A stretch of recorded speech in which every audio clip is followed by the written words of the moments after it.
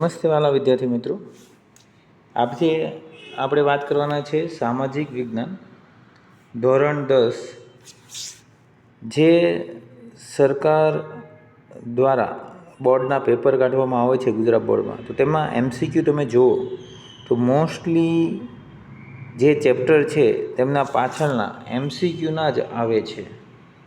તો એ MCQ બધા જ ચેપ્ટરના આપણે આજે સોલ્વ કરવાના છે.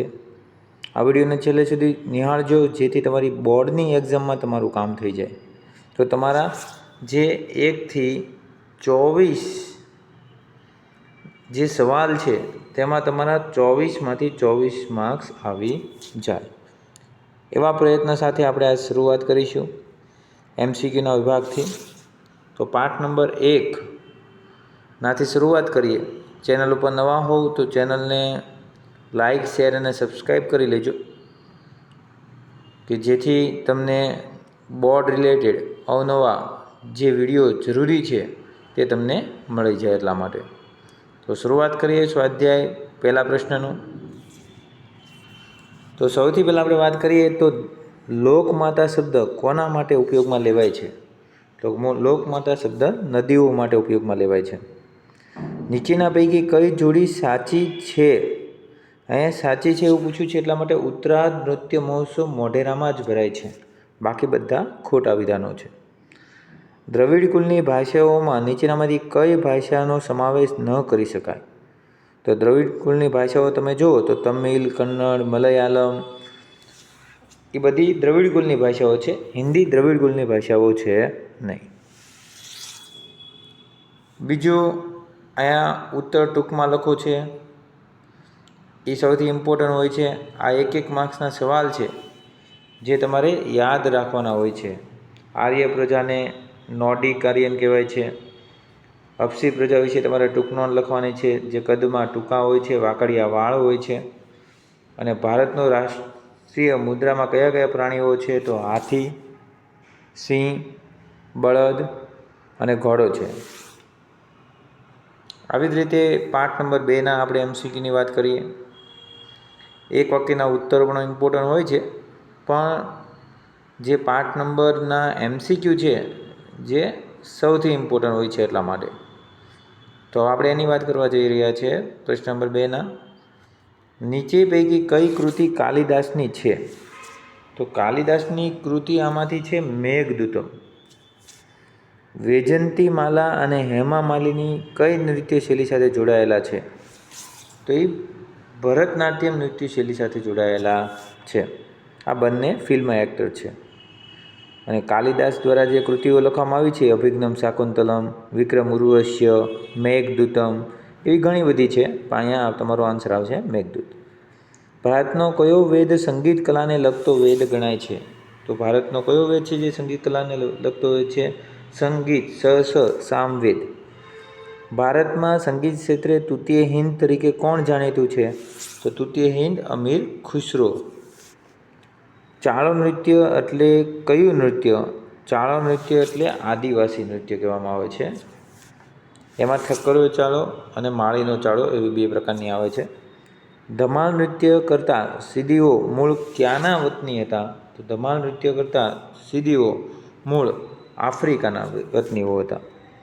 વિશ્વ યોગ દિવસ કઈ તારીખે ઉજવવામાં આવે છે? તો વિશ્વ યોગ દિવસ તારીખ 21 જૂનના દિવસે ઉજવવામાં આવે છે. એવી જ રીતે તમે જુઓ તો તમને થોડા નાના નાના સવાલો પણ આપ્યા છે જે તમારે થોડાક યાદ રાખવા જોઈએ.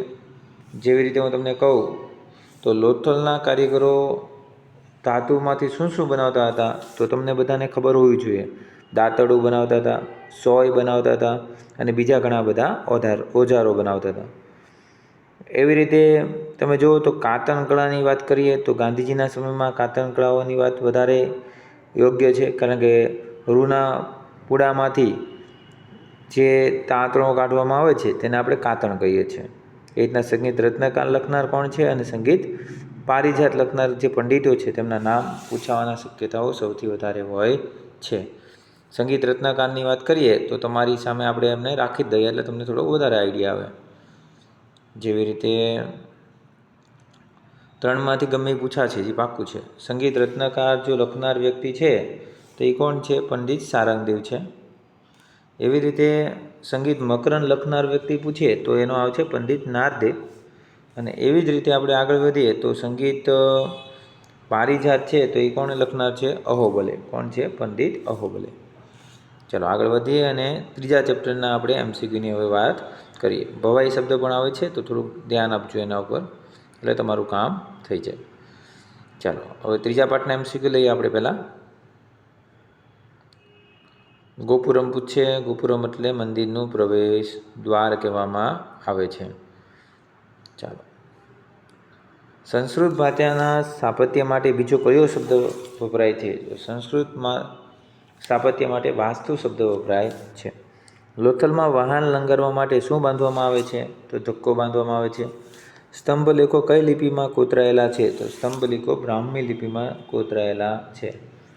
ગુજરાતના ખાલદિયા ખાતે સૂર્ય મંદિર આવેલું છે? તો ગુજરાતમાં સૂર્ય મંદિર મોઢેરા આવેલું છે. અમદાવાદમાં 3 દરવાજાની નજીક કઈ મસ્જિદ આવેલી છે? તો જામા મસ્જિદ આવેલી છે. એવી જ રીતે તમે જુઓ તો એમાં પણ નાના સવાલો ઘણા બધા છે. જેવી રીતે શિલ્પ કોને કહેવામાં આવે છે? સ્થાપત્ય કોને કહેવામાં આવે છે? મોહેંજો-દડોનો અર્થ તમને પૂછે છે, મરેલાનો ટેકરો કહેવામાં આવે છે. અને સ્તૂપની વ્યાખ્યા તમને પૂછવામાં આવે છે. આ મહત્ત્વના સવાલો હોય જ છે એક્ઝામમાં, તો થોડુંક ધ્યાન આપજો. શિલ્પ અને સ્થાપત્ય તમારે જોવું હોય તો તમારે ચેપ્ટરની શરૂઆતમાં બંનેની ડિફાઇન તમને સરસ રીતે આપેલી છે. આપણે એને પણ જોઈ લઈએ જેથી તમારું કામ ઇઝી થઈ જાય. એ પહેલાં આપણે સ્તૂપની વ્યાખ્યા જોઈએ. તો સ્તૂપ કોને કહેવામાં આવે છે? તો સ્તૂપ એટલે ભગવાન બુદ્ધના દેહ વેશોને એક પાત્રમાં મૂકી અર્ધ ગોળાકાર ઇમારતો બનાવવામાં આવે તેને સ્તૂપ તરીકે ઓળખાય છે. અને જે આપણે વાત કરી કે ભાઈ મોહેંજો-દડોને બીજા કયા નામથી ઓળખાય છે? તો એ મોહેંજો-દડોને તમે જુઓ તો મરેલાનો ટેકરો તરીકે ઓળખાય છે. અને એવી જ રીતે શિલ્પ એટલે શિલ્પી પોતાના કૌશલ્ય અને આવડતને છીણી અને હથોડી વડે વિવિધ પ્રકારના મનના ભાવો પથ્થર, લાકડું કે ધાતુ કંડારે તે કલાને શિલ્પકલા કહે છે. સ્થાપત્યનો અર્થ થાય છે બાંધકામ, એવો થાય છે. સંસ્કૃત ભાષામાં સ્થાપત્ય માટે વાસ્તુ શબ્દ વપરાય છે, જે ખૂબ જ પ્રચલિત છે. અને આ અર્થમાં મકાન, નગરો, કૂવાઓ, કિલ્લાઓ, મિનારાઓ, મંદિરો આ બધા સ્થાપત્ય કહેવામાં આવે છે. બરાબર? તો આ ત્રીજા પાઠના મહત્ત્વના સવાલો જે આપણે વાત કરી. હવે આપણે વાત કરવા જઈ રહ્યા છીએ ચોથો પાઠ, જે સાહિત્ય ઉપર આખો પાઠ છે, જેમાં તમારે ઘણા બધા કવિઓના નામ પણ તમારે યાદ રાખવાના છે, જે મહત્ત્વના છે. કારણ કે તમને પૂછે છે રામાયણ, મહાભારત જે સૌથી મોટા મહાકાવ્ય છે તો એના વિશે નાલંદા વિદ્યાલય, વલ્લભી વિદ્યાલય. ઓકે, તો ચલો શરૂઆત કરીએ. ભારતીય સાહિત્ય પ્રાચીનતમ ગ્રંથ કયો છે? તો ભારતના સાહિત્યનો સૌથી પ્રાચીનતમ ગ્રંથ હોય તો ઋગ્વેદ છે. બૌદ્ધ સાહિત્ય કઈ ભાષામાં લખાયેલું છે? તો પાલી ભાષામાં લખાયેલું છે. દ્રવિડ કુલની સૌથી જૂની ભાષા કઈ છે? તો તમિલ ભાષા છે. કવિ ચંદરબાઈનો કયો ગ્રંથ હિન્દી સાહિત્યનો પ્રારંભિક ગ્રંથ છે? તો પૃથ્વીરાજ રાસો છે. એવી જ રીતે તમે જુઓ તો મહર્ષિ પાણિનીનો મહાન ગ્રંથ કયો છે? તો અષ્ટધાઈ છે, જે સંસ્કૃત ગ્રામરનો છે. આમાંથી પણ એક વાક્યના સવાલો જે પૂછાયા હોય તો તમે જુઓ તો ટૂંકમાં જવાબો છે. એમાંથી સૌથી પહેલાં જો પૂછાયું હોય તો વેદોના પ્રકાર, જે 2 માર્ક્સનો અને 3 માર્ક્સમાં પૂછાય છે. વેદોના 4 પ્રકાર છે. અને બીજું પૂછાય તો શ્રીમદ ભગવદ્ ગીતામાં કયા દર્શનીય સિદ્ધાંતોનું વિવેચન છે? તો જ્ઞાન, કર્મ અને ભક્તિનું વિવેચન છે. યજુર્વેદ વિશેની વાત કરીએ તો યજુર્વેદ યજ્ઞનો વેદ કહેવાય છે. અથર્વવેદની વાત કરીએ તો કર્મકાંડ અને સંસ્કૃતિનો વેદ તરીકે ઓળખવામાં આવે છે. તો આવા સવાલો હોય છે કયા પાઠમાંથી? ચોથા ચેપ્ટરમાં. નાનું અહીં આપણે ડિસ્કસ કરી રહ્યા છીએ કે જે સૌથી યોગ્ય છે. ચલો, 5મું ચેપ્ટર, જેમાંથી 5 માર્ક્સનો સવાલ તો મોસ્ટલી પૂછાય જ છે. નાનામાંથી આપણે જોઈએ તો શું પૂછાઈ શકે છે?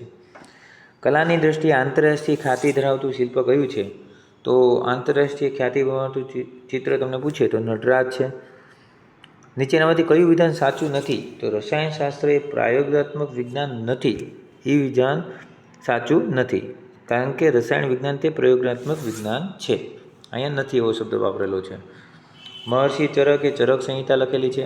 મહર્ષિ સુષુપ્તે સુષુપ્ત સંહિતા લખેલી છે. કોઈ શાળામાં એક વર્ગના કેટલા વિદ્યાર્થીઓ ગણિત શાસ્ત્ર વિશે ચર્ચા કરે છે તો તેમાં કોણ સાચું બોલે છે? તો આમાં શ્રેયા, માનસી અને હાર્દ સાચું બોલે છે કે ભાસ્કરાચાર્યએ લીલાવતી ગણિત અને બીજગણિત નામનો ગ્રંથ લખ્યો છે. આર્યભટ્ટને ગણિતશાસ્ત્રના પિતા તરીકે ઓળખાય છે. હાર્દ શૂન્યની શોધ ભારતે કરી હતી. ઓકે, ચલો. બ્રાભવ્ય પંચાલે રચેલો જે શાસ્ત્ર છે તેનું નામ છે પ્રજનન શાસ્ત્ર. પ્રાચીન ભારતમાં ગુરુત્વાકર્ષણનો નિયમ પ્રચલિત કરનાર પ્રણાલી બ્રહ્મ સિદ્ધાંતની રચના કોને કરી હતી? તો બ્રહ્મગુપ્તે કરી હતી. એવી જ રીતે તમે જુઓ તો મંદિર, મહેલ, અશ્વશાળાની રચના કેવી રીતે કરવી તે કેમાં લખેલું છે? વાસ્તુશાસ્ત્રમાં લખેલું છે. ઓકે, એવી જ રીતે આપણે આગળ જોઈએ તો 6 નંબરનો ચેપ્ટર કે જે સૌથી ઇમ્પોર્ટન્ટ છે. તો 6 નંબરના ચેપ્ટરમાં આપણી માટે જો મહત્ત્વનું હોય તો બહુ બધા સ્થાપત્ય છે. એ સ્થાપત્ય બધા મહત્ત્વના છે. જેવી રીતે વાત કરીએ તો અજંતા ગુફામાં નીચેનામાંથી કયા રાજ્યમાં આવેલી છે? તો અજંતા ઇલોરાની ગુફા મહારાષ્ટ્ર રાષ્ટ્રમાં આવેલી છે. નીચેનામાંથી કયું વિધાન સાચું નથી? તો ઇલોરામાં કુલ 34 ગુફા આવેલી છે. આ વિધાન સાચું છે કે નહીં તે આપણે જોઈશું. ઇલોરાની ગુફા 4 ભાગમાં વહેંચાયેલી છે. તો અહીંયા સૌથી ખોટું વિધાન હોય તો 4 ભાગમાં વહેંચાયેલી છે એ ખોટું છે. અહીંયા આવશે 3 ભાગમાં વહેંચાયેલી છે. ઓકે, જોડકા જોડી સાચો ક્રમ પસંદ કરવાનો છે તો આપણે જોડકા જ જોડી દઈએ. કોણાર્કનું મંદિર ઓડિશામાં તમને જોવા મળશે. બૃહદેશ્વરનું મંદિર તમને તમિલનાડુમાં જોવા મળશે. ખજુરાહોના મંદિર તમને મધ્યપ્રદેશમાં જોવા મળે છે અને વિરુપાક્ષનું મંદિર તમને કર્ણાટકમાં જોવા મળશે. તાજમહેલ ક્યાં આવેલો છે? તો તાજમહેલ શાહજહાંએ બંધાવેલો છે અને આવેલો છે દિલ્હીમાં, આગ્રામાં. હુમાયુનો મકબરો જે હમીદા બેગમ જે તેમની પત્નીએ બનાવેલો છે તેમની યાદમાં. ફતેહપુર સિકરી નગરની સ્થાપના કોને કરી હતી? તો અકબરે કરી હતી. ઐતિહાસિક સ્મારકોને આપણે ઉત્તરથી દક્ષિણ દિશામાં ગોઠવવાના છે તો સૌથી પહેલાં આવે છે તમારો તાજમહેલ જે ઉપર ઉત્તર પ્રદેશમાં, ખજુરાહોનું મંદિર મધ્યપ્રદેશમાં, ઇલોરાની ગુફા તમે જુઓ તો મહારાષ્ટ્રમાં અને બૃહદેશ્વરનું ટેમ્પલ જે તમિલનાડુમાં આવેલું છે. ચલો, ઉપરકોટાની વાત કરીએ તો અહીં આવશે જુનાગઢ. સીદી સૈયદની જાળી અમદાવાદ આવશે. રાણીની વાવ પાટણ આવશે અને ધોળાવીરા ખદીરબેટમાં આવશે. નીચેનામાંથી કયો વાવનો પ્રકાર નથી? તો તદા વાવનો પ્રકાર નથી, કારણ કે નંદા, ભદ્રા અને વિજયા વાવનો પ્રકાર છે એટલા માટે. અને ઇતિહાસના આ એક છેલ્લા ચેપ્ટરની વાત કરીએ કે જેમાંથી MCQ તરીકે શું આવી શકે છે. અહીંયા સ્વામી વિવેકાનંદની લાઈન આવે જ છે, થોડું ધ્યાન આપજો એમાં. ચલો, હેમચંદ્રાચાર્ય ગ્રંથાલયની વાત કરીએ તો પાટણમાં આવેલું છે. છત્રપતિ શિવાજીની વાત કરીએ તો મુંબઈમાં આવેલું છે. રાષ્ટ્રીય માનવ સંગ્રહાલય ભોપાલમાં અને ભારતીય સંગ્રહાલયની વાત કરીએ તો કલકત્તામાં આવેલું છે. નીચેનામાંથી કયું વિધાન સાચું નથી? તો અહીંયા સાચું નથી એવું જોઈએ તો પ્રાચીન ભારતમાં જ્યોતિધરોમાં ભારતીય આર્થિક એકતા પર ભાર મુકાતો હતો. આ વિધાન ખોટું છે. તાજમહેલ શ્વેત સંગમરમર ઝાંખા અને પીળા પડી રહ્યા છે તેનું કારણ શું છે? વાયુ પ્રદૂષણ છે. આ હતું સરસ એવું આપણું ઇતિહાસનું સોલ્યુશન. આવી રીતે બીજા વિડીયોમાં આપણે વાત કરીશું જિયોગ્રાફી અને પછી વાત કરીશું આપણે સિવિક્સની વાત એટલે ઇકોનોમિક્સની વાત કરીશું, નાગરિક શાસ્ત્ર. આવા પ્રકારના વિડીયો જોવા માટે અમારી ચેનલને લાઇક, શેર અને સબસ્ક્રાઈબ કરતા રહેજો.